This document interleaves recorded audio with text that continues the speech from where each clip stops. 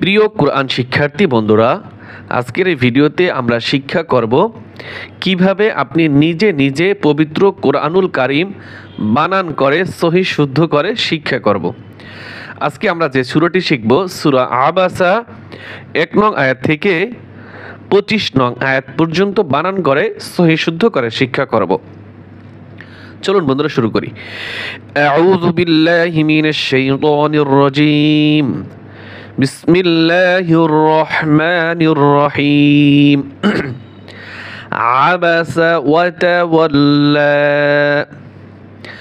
আইন জবর আ, আইন গলার ভিতরে চাপিয়ে বলতে হবে। আইন জবর আ।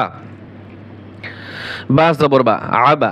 সিন জবর সা, আবাসা আবাসা। ওয়াও জবর ওয়া, তা জবর তা, ওয়াতা। ওয়াও লাম জবর ওয়াল, ওয়াতা ওয়াল। লাম খারা জবর লা। এখানে 3 আলিফ টান হবে। আর যদি আমি এখানে ওয়াকফ করি তাহলে 3 আলিফ না 1 আলিফ টান হবে। আবাসা ওয়াতা ওয়াল্লা, ওয়াতা ওয়াল্লা। আবাসা ওয়াতা ওয়াল্লা। এখানে আমরা ওয়াকফ করব।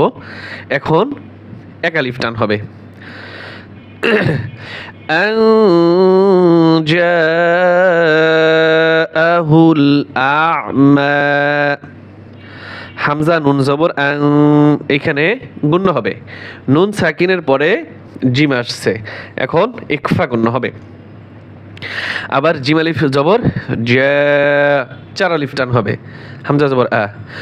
আং জাআ, হা লাম পেশ হুল। আং জাআহুল। হামজা আইন জবর আ, হামজা আইন জবর আ, গলার ভিতরে চাপিয়ে বলতে হবে। আ মিম খারা জবর মা, আ মা। আং জাআহুল আ'মা। ওয়ামা ইউদে, ইউদে ইয়া দাল পেশ ইউদে। ওয়ামা ইউদে রিকা লাআল্লাহু ইয়াজ্জাক্কা। ওয়াও জবর ওয়া, মিম আলিফ জবর মা, ওয়ামা। ইয়া দাল পেশ ইউদে, ইয়া দাল পেশ ইউদে, ইউদে। রা ইয়া জের রি, কাফ জবর কা, ইউদে রিকা। ওয়ামা ইউদে রিকা। লাম জবর লা, আইন লাম জবর আল, লাআল। লাম জবর লা, লাআল্লা। হা উল্টা পেশ হু, 1 আলিফ টান হবে। লাআল্লাহু। ইয়া জা জবর ইয়াজ্জা, কাফ জবর যাক, ইয়াজ্জাক। কাফ খারা জবর কা। এখানে ওয়াকফ করব, এই জন্য 1 আলিফ টান হবে, 3 আলিফ আর হবে না। ইয়াজ্জাক্কা। وما يدريك لعله يزكى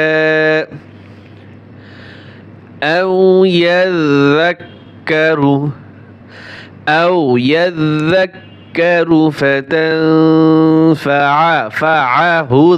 الذكرى। হামজা ওয়াও জবর আও, ইয়া জাল জবর ইয়াদ, আও ইয়াদ।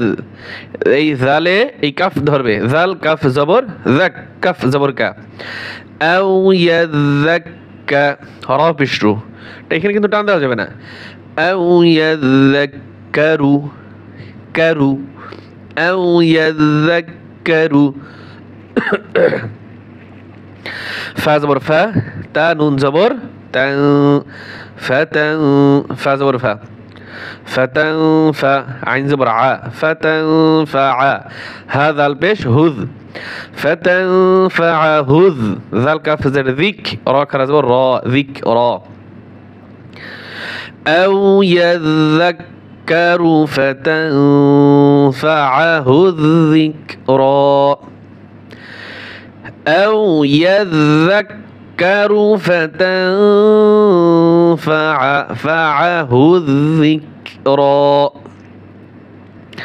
হামজা মিম জবর আম, মিম আলিফ জবর মা, আম মা। মিম জবর মা, নুন সিন জের নিস, মানিস। তা গইন জবর তাও, মানিস তাও। নুন খারা জবর না। আম মা মানিস্তাগনা। أما من استغنى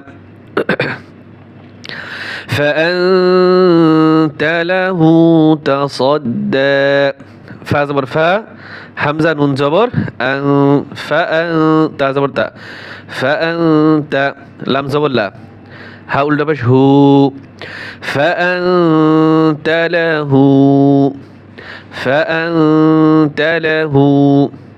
তা জবর তা صاد দাল জবর صاد তা صاد দাল খারা জবর দা تصدى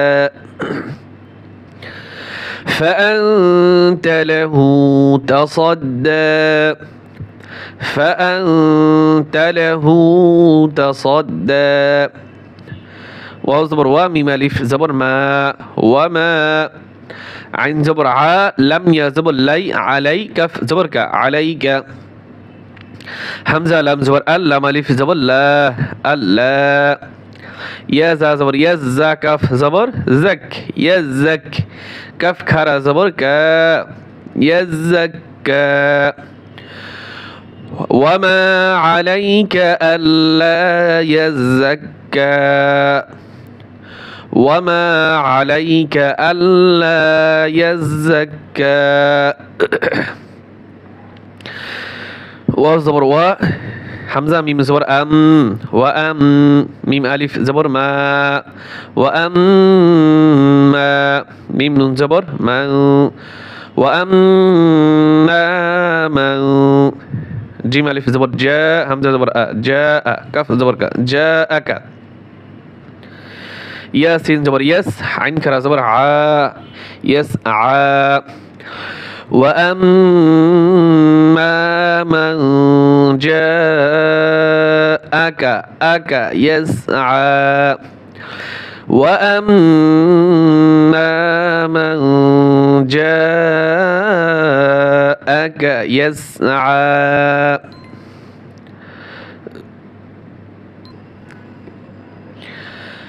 وهو واو زبر وا ها پیش هو وهو واو زبر وا وهو يخ زبر يخ شين خرا زبر شا يخشى وهو يخشى وهو يخشى وهو يخشى فأنت এই তাই টান দেওয়া যাবে না فأنت عنه تلهى فأنت عنه تلهى كلا إنها تذكرة فمن شاء ذكره في صحف مكرمة مرفوعة مطهرة এইখানে যেন ভুল করে মুতাজা না বলেন মুতাহহারা বিআইদি সাফারা সাফারা টান হবে না এখানে বিআইদি সাফারা কিরামিন বারারা কিরামিন বারারা একটু মনোযোগ সহকারে পড়বেন খেয়াল করবেন আমি কোন জায়গায় টান দেই কোন জায়গায় টান দেই না কুতিলাল ইনসানু কুতিলাল ইনসানু মা আকফারা মিন আইয়ি শাইইন খালাকাহ من أي شيء خلقه من نطفة এইখানে ওয়াকফ করলে এই যে তা আছে এই তা হা উচ্চারণ হয় কি হয় হা মিন نطفة خلقه فقدره خلقه فقدره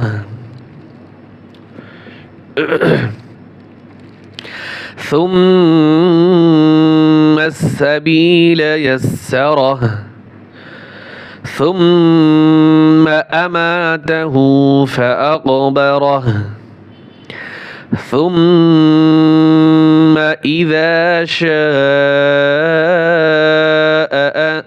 أنشره এইখানে দুইটা হামজা উচ্চারণ হবে أنشره كلا لما يقض ما أمره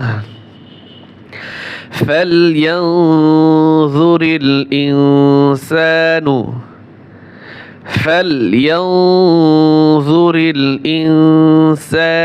إلى طعامه أنا صببنا الماء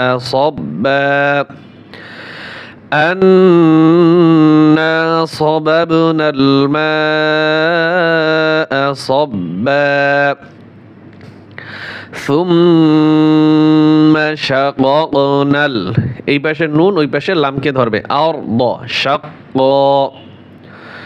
ثم شققنا الأرض شقا এটা হচ্ছে অপর পৃষ্ঠায়, আমি যাব না, মুখস্থ বললাম। ثم شققنا الأرض شقا। প্রিয় দিনী ভাই বোনেরা, আজকে আমরা সূরা আবাসার প্রথম অংশ শিখলাম। আগামী ভিডিওতে এই রিডিং পড়ার দ্বিতীয় পর্ব শিক্ষা করব। আসসালামু আলাইকুম ওয়া রাহমাতুল্লাহ।